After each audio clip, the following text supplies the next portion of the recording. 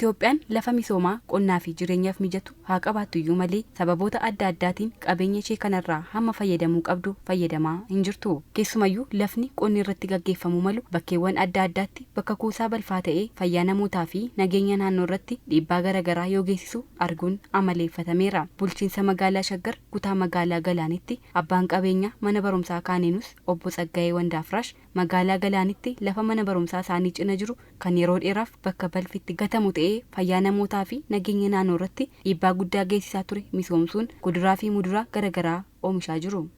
Kanatti anna kakaase hojiirra hojjannu wanna baay'ee argina chaalenjii baay'een nuqunnama yaa'u bitti akka itti jirtu beektanii dhalataan ammaa chaalenjii guddaa namatti uuma.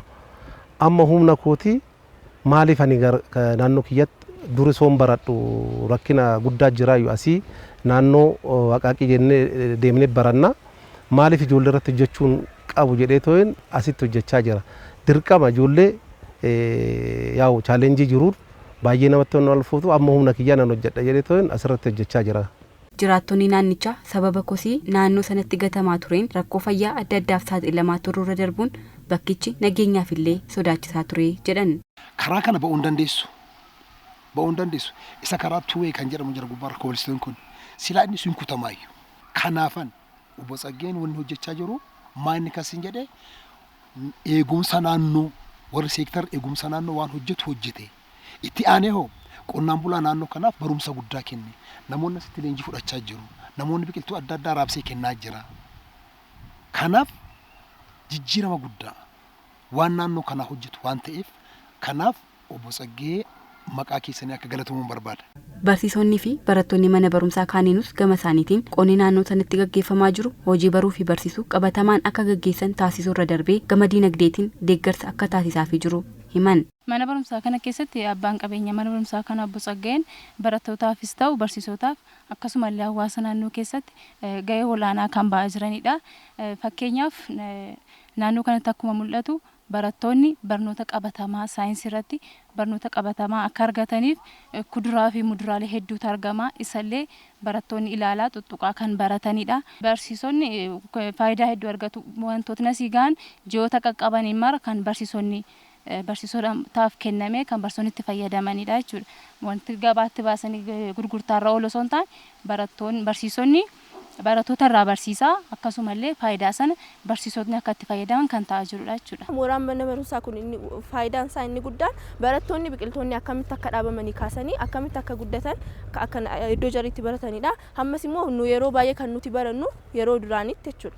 Kan nuti barannu daree keessatti barruu barsiisaan nuuf kennuun yookaan immoo jecha barsiisaan nutti himu sana qofa qabannaa jechuudha. Hamma garuu gara mooraa kanatti dhufuun biqiltoonni akkamitti akka dhaabaman akkamitti akka biqilan yeroo hammam akka itti fudhatuu fi kanneen kana fakkaatan sirriitti hubachaa jirra jechuudha. Itti gaafatamaan waajjira qonnaa aanaa Galaan obbo Darrasaa Mulaatu misoomni qonnaa magaalaa obbo Tsaggaayeen gaggeessaa jiran isaanirra darbee sanyii filatamaa fi koompoostii qonnaan bultoota naannichaaf kennuun deeggarsa guddaa hawaasa naannoof taasisaa jiraachuu himan.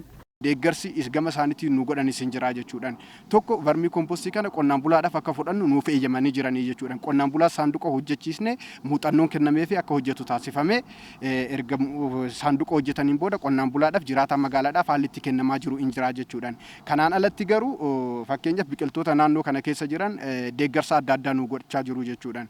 Fakkeenyaaf muuzii wajjin wal qabatee wanni jiruun naannoo kana keessa muuziin jiru bareedaadha sanyii isaa qonnaan bulaa naannoo kana jiruuf deeggarsi taasifameefii jiraani jechuudhaan. Obbo Tsaggaayeen gara fuulduraatti karoora guddaa qabaachuu ibsuun mootummaan abbootii qabeenya dhaloota irratti hojjetan deeggaruu qabaa jedhan.